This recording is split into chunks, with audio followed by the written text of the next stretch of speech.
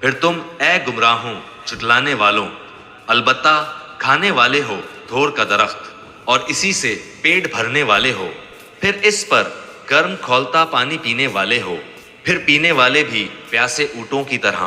قیامت کے دن ان کی مہمانی یہ ہے، ہم ہی نے تم سب کو پیدا کیا ہے، پھر تم کیوں باور نہیں کرتے؟ اچھا پھر یہ تو بتلاؤ کہ جو منی تم ٹپکاتے ہو کیا اس کا انسان تم بناتے ہو یا پیدا کرنے والے ہم ہی ہیں؟ ہم ہی نے تم میں موت کو متعین کر دیا ہے اور ہم اس سے ہارے ہوئے نہیں ہیں کہ تمہاری جگہ تم جیسے اور پیدا کر دیں اور تمہیں نئے سرے سے اس عالم میں پیدا کریں جس سے تم بالکل بے خبر ہو۔ تمہیں یقینی طور پر پہلی دفعہ کی پیدائش معلوم ہی ہے، پھر کیوں عبرت حاصل نہیں کرتے؟ اچھا پھر یہ بتلاؤ کہ تم جو کچھ بوتے ہو اسے تم ہی اگاتے ہو یا ہم اگانے والے ہیں؟ اگر ہم چاہیں تو اسے ریزہ ریزہ کر ڈالیں اور تم حیرت کے ساتھ باتیں بناتے ہی رہ جاؤ کہ ہم پر تو تاوان ہی پڑ گیا، بلکہ ہم بالکل محروم ہی رہ گئے۔ اچھا یہ بتاؤ جس پانی کو تم پیتے ہو اسے بادلوں سے بھی تم ہی اتارتے ہو یا ہم برساتے ہیں؟ اگر ہماری منشا ہو تو ہم اسے کڑوا زہر کر دیں، پھر تم ہماری شکر گزاری کیوں نہیں کرتے؟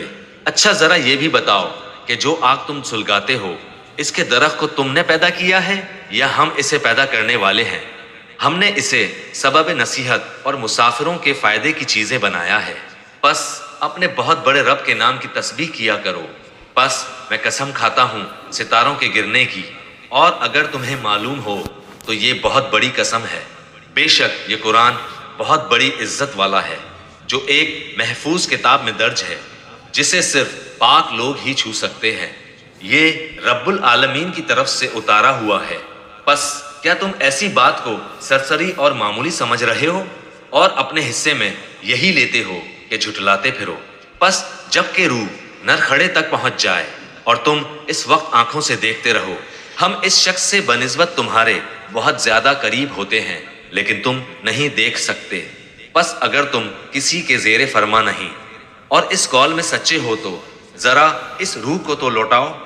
پس جو کوئی بارگاہ الہی سے قریب کیا ہوا ہوگا اسے تو راحت ہے اور غذائیں ہیں اور آرام والی جنت ہے، اور جو شخص داہنے ہاتھ والوں میں سے ہے تو بھی سلامتی ہے تیرے لیے کہ تو داہنے ہاتھ والوں میں سے ہے۔ لیکن اگر کوئی جھٹلانے والوں گمراہوں میں سے ہو تو کھولتے ہوئے گرم پانی کی مہمانی ہے اور دوزخ میں جانا ہے۔ یہ خبر سراسر حق اور قطعاً یقینی ہے۔ پس تو اپنے عظیم و شان پروردگار کی تسبیح کر۔